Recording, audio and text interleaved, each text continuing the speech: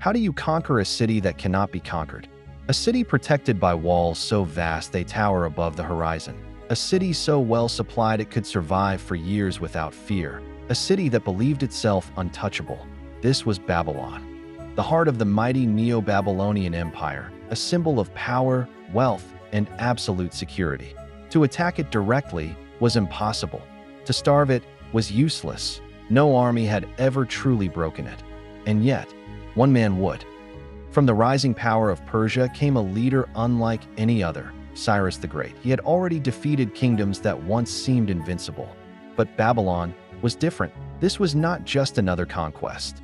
This was a challenge that would define history itself, because to defeat Babylon, Cyrus would not need a stronger army. He would need something far more powerful, a strategy no one saw coming. When Cyrus approached Babylon, he faced a reality that had defeated every conqueror before him.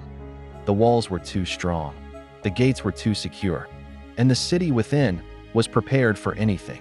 Led by Nabonidus, the empire still appeared powerful, but beneath the surface, cracks had already begun to form. Discontent grew among the people. Leadership had weakened. Babylon looked unbreakable, but it was no longer united. Cyrus understood this. He knew that victory would not come from force alone.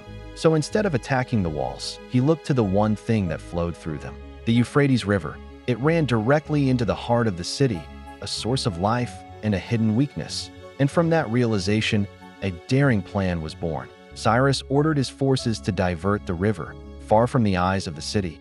His army worked in silence, digging canals, redirecting the water, slowly lowering its level.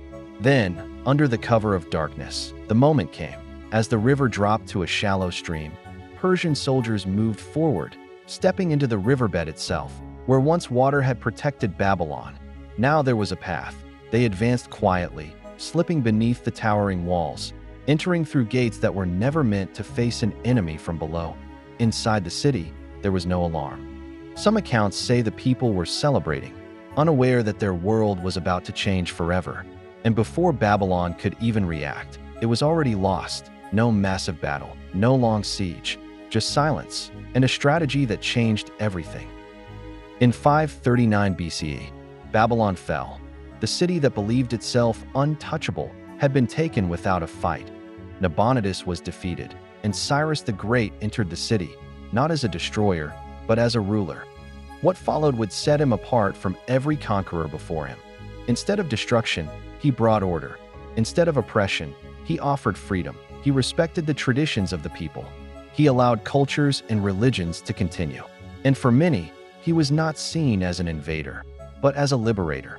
Among those freed were the Jewish captives, taken during the Babylonian exile, now allowed to return to their homeland. This single act would echo across history. With Babylon under his control, Cyrus had achieved what no one thought possible. He had not just conquered a city. He had reshaped the idea of an empire itself. Now, Persia stood as the dominant power of the ancient world, and Cyrus was no longer just a king. He was becoming a legend. From a child marked for death to the conqueror of the greatest city on earth, the rise of Cyrus the Great had changed the course of history forever.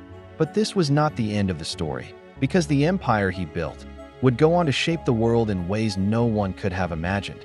If you want to see how this empire grows and how history continues to unfold, make sure you subscribe, because the next chapter is even greater.